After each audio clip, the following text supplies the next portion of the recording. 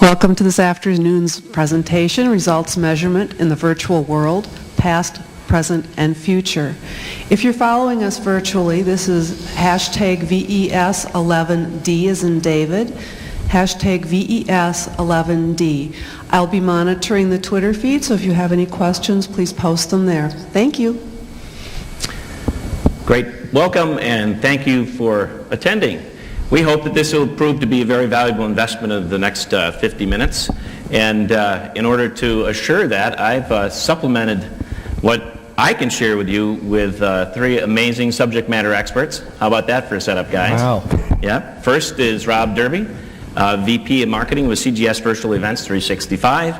Next to him is Jörg Rottenberg, VP of Marketing at Unisphere, and Mike Westcott, VP of Marketing at InExpo. Thanks for joining us, gentlemen. Welcome. So our topic today is going to be centered around measurement, building the business case for our investment in people. And that's why I'm here, is to continue my work in this space in particular, and it's also gravitated from in-person events and meetings, rewards and recognition programs, incentives, loyalty programs. And I'm just passionate about helping companies prove the value of their investment in people, building the business case. And the way in which you do that in corporate America and even in the nonprofit world is to prove business impact and eventually ROI. So we actually embrace methodology that helps not only measure accurately and credibly, but to defend existing programs, to justify future ones, and maybe most importantly is to gain insight into our investments in people in order to drive continuous improvement. So we're going to talk about measurement, past, present, and future, and we'd like to engage in a dialogue, especially as we get into discussion about future and future needs to prove value of prove value of our investments in people. But let's just take a look at our objectives for the session, past and present best practices. We're also going to discover the power of measurement as demonstrated by a study we did last year, this time, on Virtual Edge Summit 2010. We measured results at a very elementary level, but gained amazing insight and with some great resultant action plan. And this discussion about future needs should be interesting with my panel here. So, let's discuss what we've gotten here. If you rewind to 2008, and essentially the perfect storm, right, for in-person events. Face-to-face events experienced amazing pressure, okay, with budget cuts, restrictions in travel, with high visibility programs oftentimes serving as, pulling right squarely in the crosshairs of the general public and even our friends in Washington, D.C. as they monkey piled on. And in-person events fundamentally lost the battle because all of the rules changed. Intuitively, investments in people with in-person events took place in many cases. It just seemed to make sense. You had to do it. You just knew in your gut. Management, typically gets into a leadership capacity because they have great intuition, right? Great gut instinct. But that wasn't enough. The rules changed. And so at about that time, we had the new kids on the block, all right? All those that can provide alternatives to in-person events. And our three panelists here essentially represent our new kids on the block. You had something unique, something that served as a alternative, right? A way to deal with this restriction on travel, to cut budgets. And it was also a great novelty, a way to differentiate yourself because not that many people were in this virtual space. Measurement really wasn't a critical component at that time. I think it was more of an environment where it was, wow, we have to figure this out. Let's just get these things up and off the ground and running, right? So now we're at a different time, though. Different time where some of the novelty is worn off. Okay, travel restrictions are becoming less of an issue. Budgets are starting to come back, and now I believe that virtual and hybrid events need to take their place as another arrow in the quiver for leadership, okay, that can actually drive results with the people that they're targeting. And we need to help them have confidence in that and to be able to prove how this works. So, and one of the issues that's kind of been a challenge with measurement is that we've gotten into a mode where we design content for distribution, we have fulfillment, and then we're on to the next design and fulfillment. It's the do mode, all right? Results measurement is oftentimes taking the back seat, and I think that explains also what happened the last couple of years in the virtual and hybrid event space. We just got to get these things done and out the door, right? So, at that point, what I'd like to do is now take a look at a little snapshot in time with what measurement means to you, how you're trying to communicate value, and now I'm talking about from the perspective of what the tech platforms now can provide and bring to people. So, Rob, why don't you go ahead and take it away? Okay, sure. Thank you very much. The concept of measurement is nothing new to marketers as a whole, but when we think about virtual events, we have to think beyond just straight up marketing. We have to think about education and how do you measure that, and what does measurement actually mean. As was mentioned in the past, measurement really took a back seat to novelty. I don't think anybody would really disagree. We were in such a rush to get the platforms up. People were intrigued by it, but nobody really knew how to embrace it. Then came the idea that, hey, we can collect some kind of data here. And the web itself gives us certain capabilities to do that. We all know we can track clicks. We know we can track visitors. But what ended up happening is we started thinking, I guess our minds kind of ran wild, and we started thinking about all the things we could collect. And so we started collecting everything. We were collecting information on how long somebody stayed at a booth, how long they were in an environment. Were they in the general sessions? Were they in the resource center? Where were they and what were they doing? So we had all this data that we were collecting that was more behavior-based. On top of that, we began using things like surveys and polls to collect opinions and things of that nature that would help us to really get an understanding of where people's heads were at. Where are they in the buying cycle, and why is that important? But what's happened is now we've collected a ton of data. And now, as used to happen with direct marketing, we had all this data and we had no idea what to do with it. So really what's happened now is people are beginning to apply direct marketing discipline, the same types of disciplines they were generating in the early 90s, as we began to try to take some of the media that weren't so classically metrics oriented like general advertising and apply direct marketing principles. So too today are we trying to apply those same principles to the virtual event space. Because we can collect all the data that we want. The trick is, how do you turn that data into usable and actionable information? And one of the things that we do with our clients today, is encourage them to think about not what data they want to collect, but what they want to do with that data at the end of the event. So we actually help them craft what we call learning plans. So what pieces of data do we think we need to collect? How do we structure that data? And how do we generate reports so that when we get to the end, we're not sitting there with a pile of data that now has to be interpreted and could take weeks and months to identify any types of patterns and trends. And the result of that is that virtual events data metrics really become useful for qualification of leads before we possibly even ever make a phone call. We have a good sense of who is who and what they are interested in before a salesperson ever has a single conversation. In addition, we use tools like lead ranking. We use click-through reports. We could see, imagine the power of when a rep makes a phone call and says, hey, I remember that just last week you were in our virtual booth and that you picked up a piece of collateral on the widget that we offer. That's something that if you think about the physical environment, you simply can't do because you don't know what people take, or even if you did, you probably didn't write it down. And that's really where the true power of the virtual events medium comes into play. Great. Thank you, Rob.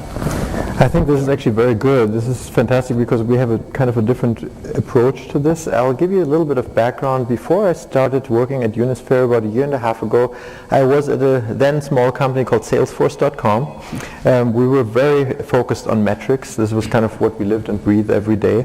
And so also when I came to Unisphere, the first thing I did, I set up my dashboards in Salesforce, and that's what I'm going to show you in just a moment. One of the things that we did at Salesforce about 3 years ago, they have an annual user conference. It's called Dreamforce in San Francisco. If you haven't been there, it's a great event, a lot of fun.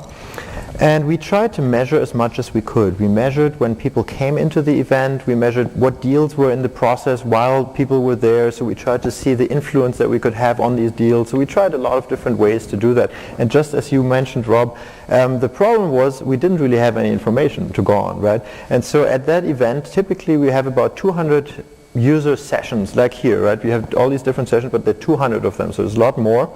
And so what we said is, why don't we try to measure them with the barcode? You know, every time they come into a session, we see who's in the session, and then we see how many people attend which session. That way we can kind of manage the event better. What happened was we had the longest queues in front of each door every time because people just, you know, the barcodes don't work so well and so on. So that was the single highest complaint that we had that year. So it was a disaster from that perspective. But we got a little bit of information. Next year we went RFID. Very expensive. And now we knew, at least without queues, where they were. We even knew how long they would stay. But that was pretty much it. And the reason I say that is because what you mentioned, Rob, people kind of think, oh yeah, we can measure all these cool things in the real physical world, but in reality very few people try hard to do that. So the information that we're gathering is actually very small. Now, coming to the virtual side at Unisphere, I was delighted to see what we can measure, and so I tried to steer that a little bit. I tried to categorize the metrics that we had as exactly what you just mentioned, and we had 3 categories that we created. One was demographics, and that's the kind of stuff you can also measure at the physical event when you come home with your goldfish bowl of business cards, right? You know who they are, you know where they're from. You don't necessarily know a lot more than that. So you have the business card, and you have some scribbled notes or something. But then what's interesting, like you mentioned, the activities, right? You can say, hey, they took the spec sheet from my booth. They had a conversation with that booth rep and so on. So these are the activities. Now the interesting thing, I'll say that up front, what our customers tell me is that the activities are nice to know, but they're not really that good indicators of how good the leads are. So it's good, there's a lot of data, but they're not that great predictors of whether somebody's going to buy. Now, the third category is more interesting. And so you can, as you also mentioned, you can do surveys. You can do polls during the events. And the nice thing is, as opposed to the physical event, they're not anonymous. You actually can track back and say, here's Joe. Before my event, he said he doesn't have any budget. After the event, I polled again, and suddenly he has budget. How interesting. So all these things actually are very helpful in a sales environment. Now, as you mentioned, exactly right, there's an enormous amount of data. If you really track everything that you can track in a virtual environment, you're going to be flooded with information. So as a result of that, together with our customers, we developed something that we call the Unisphere Engagement Index. And what the index does, it basically allows you to identify the ideal lead that you want to generate. So you can say, for example, I want to have CFOs from the United States East Coast, business card information, simple. And then you can say, I want them to have at least participated in this webcast, I want them to download my new data sheet, and I want them to at least have engaged with one rep in one of our booths. And that kind of is the activity part. But then you can also say, and if I ask these poll questions and I have these survey questions, here's the answers that I want to see. And for all of these things you give points, and that's the nice thing, that's how you set up your system. And what happens then, all the people get tracked, and every person in your virtual environment has a number attached to them all the time. And this doesn't so much make sense if you just do a one-off event. Then this is kind of a little bit of an overkill. But our main, I think one of the differences on our thinking is that we have these virtual engagement centers that are always on, where people come in not once, but they come in 30 times or 40 times all over the year. And that's where it gets interesting, because now you can actually track engagement over time. And that's, I'll give you a little case study on that. So we have TELUS, one of our customers. They did their first event with us, and Lori Tate, actually the manager, had set up their engagement index, and she had set the threshold, I'll just give you a random number, at 50. She said, so everything below 50 stays in the environment, everything above 50 goes over to the sales team. And she said it was amazing. She said for the first time in her life she had a queue of people lined up in front of her office door begging her to reduce the threshold, because she said these were the best leads that we've ever gotten. And she said this was fantastic. She was excited. The event was a success and everything. So that's great stuff. What it allows you to do basically is to automate, especially if you have a lot of people coming into your event, you don't have to worry about it. You basically define your rules, and then you just let it go, and then it automatically bubbles up. But what's key now is actually the integration. What are you going to do with the data? Where is it going to go? And as I said, I'm from Salesforce, so we use Salesforce. I show you my dashboard here. We have this kind of dashboard for everything that we do. Every campaign, every event, everything that we do has a dashboard like that. It shows you the number of attendees, the number of registrants, the target pipeline. It shows you where the leads are from. It shows you how many customers are there, how many new leads are there. All this stuff is trackable. But the key thing is I don't really care about it being in my Unisphere environment. I care about it being in my CRM environment because that's where the money is, and that's where I can track, for example, how good of a job are the sales teams doing following up and so on. So we have in our system, we have three systems. We have Act-On, which is our emailing system if you want. We have Salesforce and we have Unisphere, and these three things are tightly coupled. And I'd love to talk later on in the discussion a little bit more, because actually what I think is the future that we need to get to is really the integration, because that's where it's important. It's nice to generate all this data and put it in an Excel spreadsheet and then leave it on your PC somewhere. It's much more interesting to really have this as an ongoing process that generates leads all the time, feeds them into your system for the ones that are relevant, and then actually gives you more information about what is going on. Just as a last thing, I know I don't want to talk too long here, we have actually generated, because of the demands of our customers, we've generated a ROI calculator that allows you to actually go into different scenarios. You can download that at the URL there at unisphere.com/ROI. And it's been downloaded over 1,000 times since we generated it last year, so it's very popular. It has, I don't know, about 5 or 7 different scenarios, so you can actually go in there and customize your own scenario, and then you can compare exactly the ROI for your physical event versus your virtual event or a hybrid event with both together. I just wanted to throw that out there. I'm not going to go into more details, and I'll pass it on. Great. Mike? Well, thank you very much. Yeah, I think I'm interested to know actually how many people here manage physical events? Just about everybody. And how many of you are actually consistently measuring event to event today? And what kinds of things are you measuring? What kind of events do you do that you're measuring? What's that? Attendance. Attendance, okay. Is yours, are you an association or a... Association. Association, okay. So you want to understand how many of your members are able to take advantage and get the value from your event. Anybody else? Actual sessions, which they attend versus which they registered for. Okay. And anyone else? Can you repeat that so our virtual Oh, audience I'm can sorry.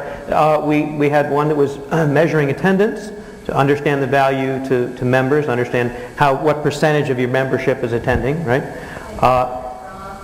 And where they're from? Where they're from, how old they are. Okay. Yeah? We also measure satisfaction with our content. Uh-huh. Can you repeat that? Content satisfaction, another metric. And then we heard the number of sessions and the kinds of sessions that people are attending. There was a study done just this past year looking at what people do measure. And obviously, objectives are all over the place. And it's important to really keep in mind that at the end of the day, virtual or physical, an event's still an event, right? And to Jorg's point, you want to make sure that you are integrating whatever you're doing virtually with the rest of your business, whether it's your CRM, whether it's your other events in your portfolio, whether it's other parts of the marketing mix. You really want to start with a thoughtful plan that identifies your objectives. This particular study revealed that qualified leads, as we've already talked about today, were the most important metric that people used, followed by traffic, as we heard today, sales increases, something that's often difficult to track, although I will tell you, in fact, we've got specific case examples where companies have gone to a trade show, created a virtual trade show as a part of their presence there, and demonstrated very specific, not only qualified leads, but genuine orders for new business that are directly attributable to virtual attendees at their booth at the show. So, in fact, one of our clients was able to track over $4 million in revenue directly to virtual attendees. So, my point in all this is that objectives vary widely, as does measurement. And the benefit, as we've already heard, of virtual technology is that it provides all the data you can possibly want in terms of behavior, survey and interest and awareness and knowledge, traffic quality, lead quality, all the attendee demographics. What it really comes down to is quite simple, is what is most important for you? What is your management measured on? What are you measured on? And you know, as they say, what gets measured gets managed. So we look at it really as a challenge whether you're managing a physical event portfolio or a combined physical and virtual one. You really want to start with basic performance metrics. How am I delivering against my budget? And certainly virtual events have some advantages there in terms of being able to reach a broader audience that perhaps your physical event isn't reaching today, and saving you some money in doing that. It's sustainable metrics. Many corporations now have specific benchmarks for sustainability where virtual events can contribute to those kinds of objectives. Overall tactical improvement. You know, are you measuring, for instance, the performance of certain sessions so that you are diagnosing what you're doing well and what needs improvement so that you can improve the design of your event? Then there's the specific marketing metrics that are around behavior, time spent, content that's downloaded. The kind of formulas that Jorg referred to are easily assembled and reported on your dashboard in virtual. Again, a real benefit to including virtual extensions in your physical event portfolio. And then we have learning metrics. Increasingly, organizations are really recognizing the importance of learning in everything they're doing. We hear a lot today about the role of content in marketing and the importance of educating our prospects. Well, first our company, right? And then our customers, and then our prospects. So learning metrics, you know, did they understand my message? Did they retain my message? You know, are they able to share it with their peers? Am I encouraging them to do that? All things that, again, can be measured in your virtual world. And then we come down to the bottom line metrics, the sales metrics around qualified leads and even, you know, specific sales.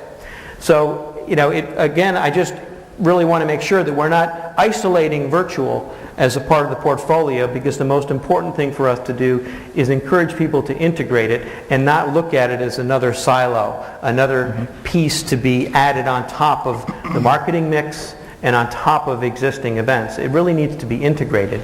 And we're at a very exciting time where, frankly, none of us have really come up with the best way to properly integrate virtual technologies to create hybrid events. We're still in the experimentation phase, and there's a lot of exciting things happening. Some of them doing very well, where we're getting $4 million in new revenue from virtual events, and others, you know, frankly struggling. So it's an interesting time to really think about, you know, establishing. We published something we call the Virtual Playbook to really help you think about setting measurable objectives and then designing your experience to combine both physical and virtual components so that what you do measure at the end of the day delivers on your objectives. Great. Thank you, Michael. Thanks. Yes. So that's our little snapshot in time. Are there Todd, yes, we have a question from the virtual audience, and that is they're asking about tools for learning metrics. Are there tools out there? Anybody want to Sure, take I'll- just a second on that? Sure, I'll take that. There's a number of different ways to measure, you know, the person's comprehension of information that's been delivered. One of them is straight up to ask them. You know, you can say, we taught you this, or you go through a scenario where you deliver information and then you test them on recall. And it's simply, you know, you ask them questions with multiple choice, you ask them open text answers, and you measure whether they comprehended the information or not. That's one method of doing it. Another method, which is something, you know, that we're seeing more and more of, is the integration of learning management tools, LMS systems, LCMS systems. We happen to have a couple of those tools, you know, from our learning and training background that integrates directly into there, but we also integrate with several off-the-shelf commercial LMS and LCMS systems. Those are critical because they not only allow you to manage that content and deliver it over and over in a consistent manner, but you're also able to very tightly analyze and grade and score the content that's been consumed, and did they really get it, or were they just taking a good stab or not? And I think that that's an important part. Great. Thank you. Good. So that's a snapshot in time. We're going to get to some more questions, but we're going to look forward a little bit. What has been described to you is actually development of very robust measurement systems from a virtual platform perspective, and in some cases now, what we heard Michael talk a little bit about and others allude to, we're going to now reach beyond, though, the virtual event or the in-person event and now understand what takes place after somebody logs off, right? So we took baby steps with the Virtual Ed Summit last year. Lots of metrics that could be gathered, right? Here in person, with the in-person audience, and obviously all the tech platforms have lots of metrics. But we also wanted to say, okay, we want to go beyond the event and understand what engagement means for the person on the other side of the monitor or the butt in the seat, and see what kind of impact we made once they walked out the door. Okay? Let me explain to you what I perceive as a great engagement disconnect that's going to be a key to helping prove the value. All right? We have content creation, marketing, corporate, whatever the sources are for content creation, and then we have distribution. Okay? All of most of the conversations in our summit have revolved around distribution of the content. I want to have you think about something. Is that what engagement means, though, to a key stakeholder? Chief marketing officer, okay, VP of sales or marketing, okay, that's activity within the platform, which is important, but what they really want to know is, do we have engagement following the event? Engagement is defined way before the virtual event started to take off, the virtual world started to take off, and we're talking about how people think and feel about a brand, about a culture, about a product or service. Okay, we're talking about components that include trust, confidence, quality, relationships. Okay, really, in the end, isn't that what we're trying to do when we've got an audience, right? We're trying to change the way in which they think and feel about the content. Why? Because it's going to lead to proactive and positive involvement. Not necessarily, not just in the environment, okay, the virtual environment or within the virtual or the meeting space, but we want positive and proactive involvement in the marketplace, right? So, here's what we did with Virtual Ed Summit. We're going to skip across the surface of this. In fact, if you wouldn't mind just distributing this case study. Okay, I've got a case study. I know many of you can multitask. You can read and listen to us. For the virtual environment, this case study is also available at roiofengagement.com. All right? Very good. So let's talk about why we measure results from a participant perspective. Mention it, defend, justify, to create accountability in some environments, right? Healthcare, financial services, some environments, some marketplaces require accountability in their marketplaces. But fundamentally, it's a continuous improvement tool, right? When we understand what happens in the human being that's received all this content, it'll give us great insight to drive continuous improvement. So how do you actually measure these things that happen in the person? There's a methodology that's been designed and developed and refined for over the last 15 years through the ROI Institute, the Phillips ROI methodology, and it breaks things down into 5 levels. You've heard it alluded to here. It's reaction and satisfaction, how people think and feel, understanding or learning, right? There are ways to do that. The simplest way is just ask them. Mm-hmm. Are you confident that you can go out and do what we want you to do in the marketplace? Okay. Application and implementation. Now we're talking about 30, 60, 90, 120 days after the event. Is anybody actually doing what you've asked them to do, right? Buy, sell effectively, what have you. And then when there's application implementation in the marketplace, you can actually measure business impact. And some business impact you can convert to money and compare that against your expenses. And now we have ROI. ROI that resonates in the boardroom. Does that make sense? There was a recommendation that there should be a like or confused button. So for our virtual audience in particular, like, does that make sense? Or are you confused? Anybody here, does that resonate with people? Great. So, how about the virtual audience? Any questions there? There's a question here. If we agree that engaged communities is an important value and so is building community, what focused metrics might be used here? In building a community, well, I would think community is all about relationships, right? So you can actually measure the quantity and the quality of relationships, and especially as it translates to how it can help you in the workplace, right? Anybody else want to take a second and address that? Social maps, the number, I mean, for example, a lot of us are integrating social tools into our environments, right? So you could do things like, for example, look at how many people with a large number of connections are in your system, you know, maybe treat them differently or maybe do different things with them. So there's actually a whole lot of things you can do around that. Very good. Yeah, in addition to, you know, again, mapping their activity against that, because there are different levels of engagement within any community. You know, even going back to, you know, Forrester's ladder of involvement, for instance, from those who are, you know, very passive members of a community to those who are most active in terms of blogging and leading the conversation. So you can also look at the quality of those participants based on the behavior within the environment. Got it.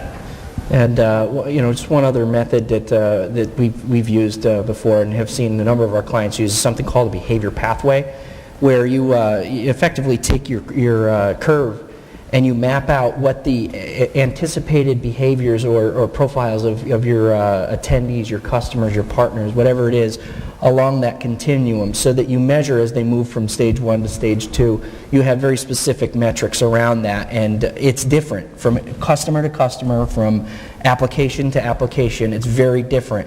And understanding what the progression is critical to your ability to measure your return on investment. Yeah, that's great input.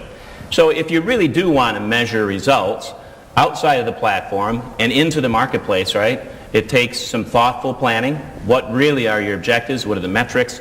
ROI methodology explains a process for that, and it can be done effectively and actually credibly. The Virtual Ed Summit, there's this case study. I'm just going to skip across the surface so we get to discuss it.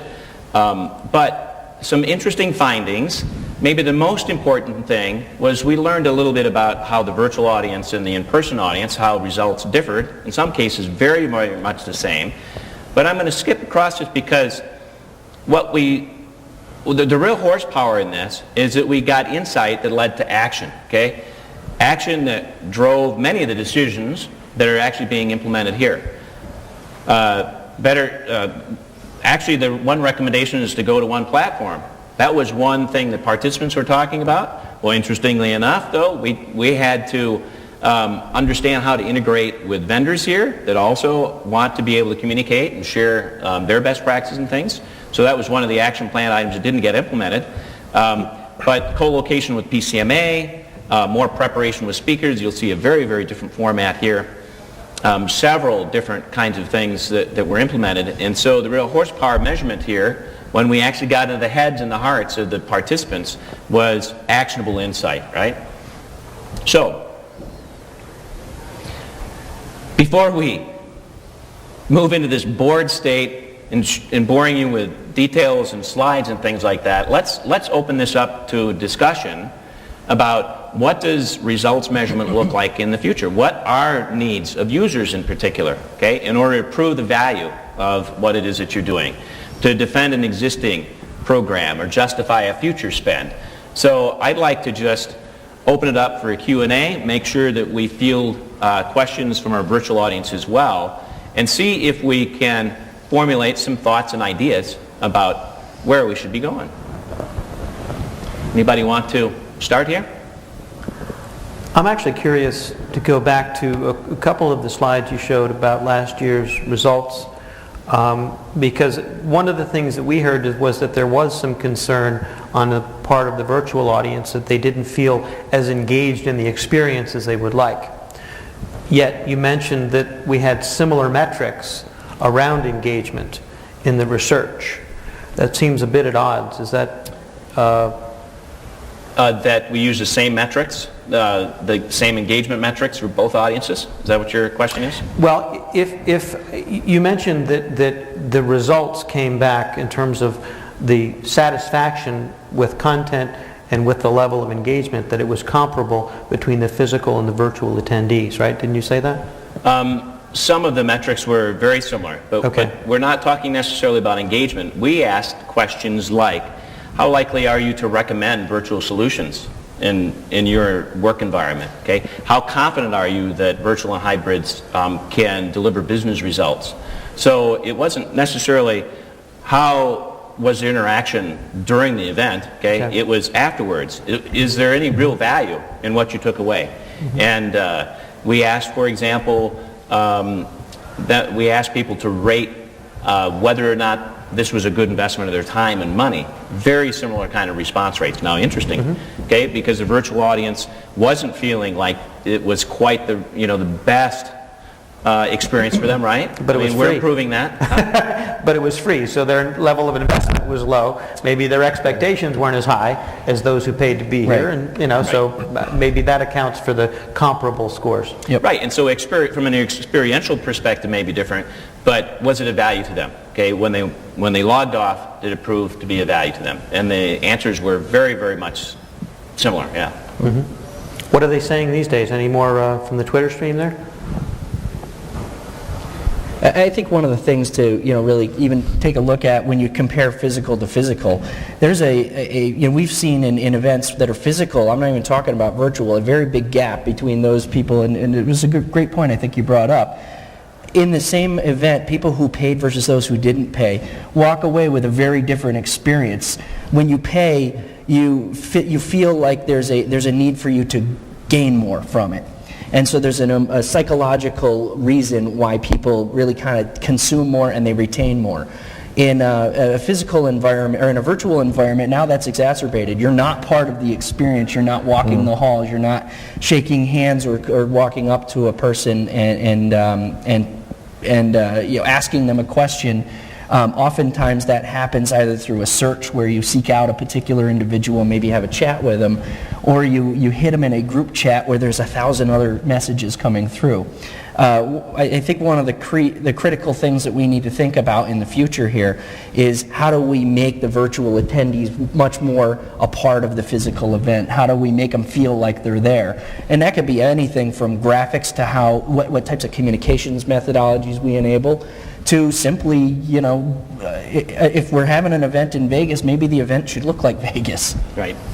So this is actually the slide that I was interested in pulling up, and this is where the experience was comparable in terms of feeling it was a good investment of time. Right. Despite the concerns about the lack of voice, they still walked away feeling it was a worthwhile investment. Exactly. And virtual participants also talked about not feeling as though there were enough networking opportunities. I mean, how do you connect, okay? An innate challenge with a virtual audience, but there are ways to bridge that, and I think that's obviously something that many people are working on. How do you build relationships before, during, and after an event? Because let's face it, people do business with people, right? So I think actually one of the things that's kind of coming back to my point that I made initially is the integration part is super important there. And there are a lot of social communities that need to be more integrated, so that, for example, you have a direct integration with your LinkedIn profiles. You see exactly who of your buddies that you already have is at this event, right? That's one thing you want to know, and you want to know that up front. So a lot of the virtual events are just popping up on the live day, and before that you don't even have a chance to see what's going on. So there is no before, right? While everybody might be thinking about the before, it doesn't really happen for the attendees. So I think that's a very important characteristic. I have a measurement question. Yes. Oh, I'm over here now. Hi. Hi. We all measure attendee satisfaction. Some of us also measure some level of learning and engagement, hopefully, with our physical audience. If you look at the range of questions you typically would see measuring the success of a physical event, is there one thing you can think of that is not on that laundry list that absolutely you have to look at for your virtual event? I would like to ask users, what is it that you need for those users out there? What is it that you really feel you need to measure to build a business case for what it is that you're doing, to provide legitimacy, to be able to gain support and budgets for what you're doing in the future, what do you need? What are the critical components that you must measure, or you wish you could? So here's one thing, and you referred to this, the integration with CRM systems or marketing automation platforms.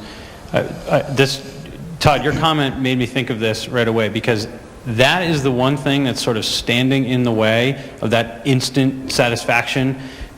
You don't necessarily know exactly what you want to measure because it's somewhat abstract, but if you can immediately implement it by putting it into a marketing automation engine and get the satisfaction of seeing the results within a few days after your virtual event, suddenly now you're going to have a much better understanding of what is necessary to measure.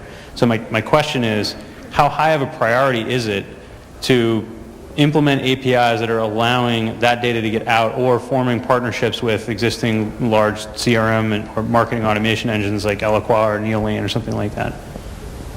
I don't know if you guys can answer that or have the right representation, but how high priority do you think it should be? It's critical. You know, it really is an important metric for those that are using events as lead generation vehicles. You know, getting that instant feedback and not just providing a sales qualified lead based on how your organization defines that versus a marketing qualified lead, which may not necessarily live up to those standards. A lot of companies aren't even, frankly, many companies unfortunately aren't even making that distinction today. So it's really, it's up to the organization to bring the discipline to the tactic, as opposed to the, for us to impose that on our clients.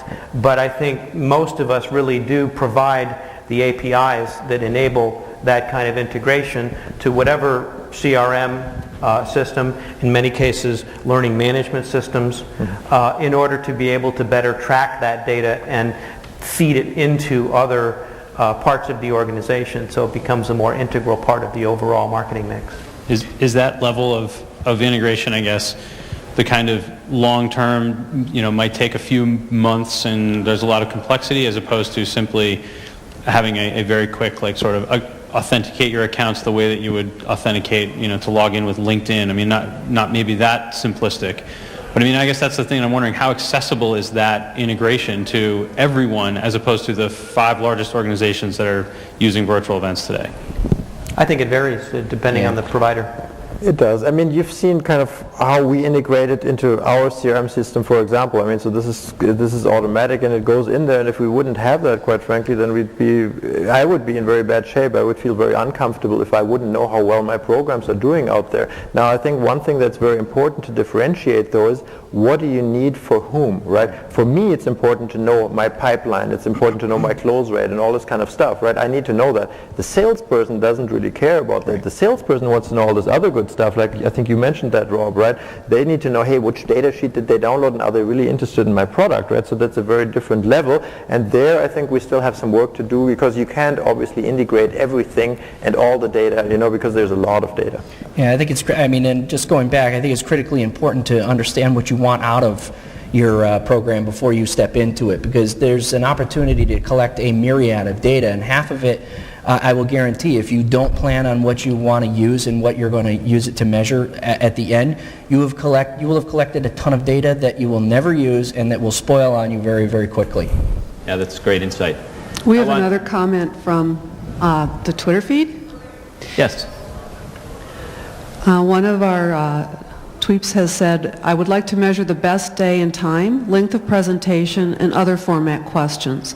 In other words, can we derive best practices for virtual events in general based on the measured results we collect? Absolutely. That's an important part of, when I talked about the 4 different categories, the first one is performance. And by aggregating data across show types and doing it in a blind fashion, you're able to look at patterns in that data around, optimal times for people to be, spending in different kinds of events. Averages of downloads and other kinds of things that give you benchmarks to measure your performance against a broader range of similar kinds of shows. And then you have to not only look at, you can look at heat maps. Where did people go? So you can kind of get a sense of what they're interested in. But then when you combine that with the feedback survey based on, the consumption, you may find that, it was your title that was really intriguing, but the content ended up ultimately being completely ineffective.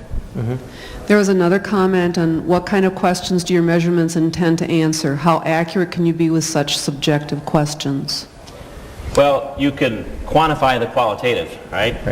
And really, again, getting back to this whole issue, what does engagement mean to your key stakeholders? It's how people think and feel about your product, your service, your brand, your culture, your value proposition, things like that, okay? You can indeed measure that, quantify that qualitative, and you can also do it pre and post, for example, understand whether you're moving the needle. But it gets back again to importance of making sure you understand what you're trying to accomplish, determining what that metric is and going ahead and measuring that. I think one of the challenges that we face in the virtual world is, unlike the physical world, you can't see body language. But, it was brought up before that... You don't even know if they're out getting a drink or not. Exactly. They may be sitting in a Starbucks on a laptop, and there's so much noise around they don't even know what's going on. But the truth is that when you start to couple that with, the questions that they ask, so so they're in a chat, they may be asking a question of one of your moderators that, like this, you get a very clear sense of where they're headed, what their mind state is, and what your likelihood of being able to convert that from a lead to a sale. Any other questions or visions for the future? The question, do you feel as though we need to be measuring business impact after an event, not just lead generation? Lead generation is great, but it's still not money yet, right? So in order to really understand whether or not the business has moved forward, do we need to measure business impact? Anybody want to weigh in on that? Yes, please. Hi, Debbie Scholar. I would say the business impact is often not measured anyway for months later.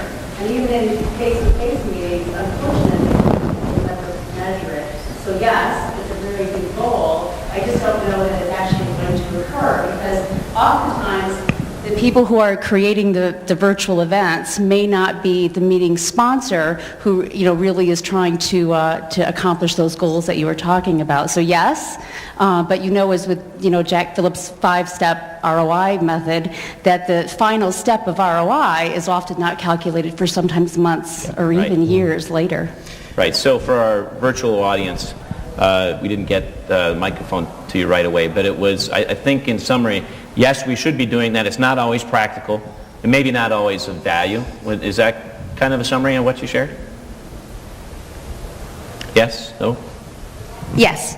I think one of the challenges here is that, again, we've said this several times, it's not a single interaction. If you look at a single interaction, or any campaign for that matter, especially if it's in a complex sales cycle, the chances that you're going to be able to track back a definitive ROI to a particular campaign can be very difficult. But when you combine that over not just several online campaigns, but your offline interactions, your sales interactions, it's really important to capture all your touch points with that customer, because there are plenty of studies out there that show that it takes about 6 interactions between you and a customer for your brand to even imprint upon them. So if you're talking about a complex sales cycle, you really need to keep track of everything and look at the campaign as a campaign, not as a specific tactic or an execution.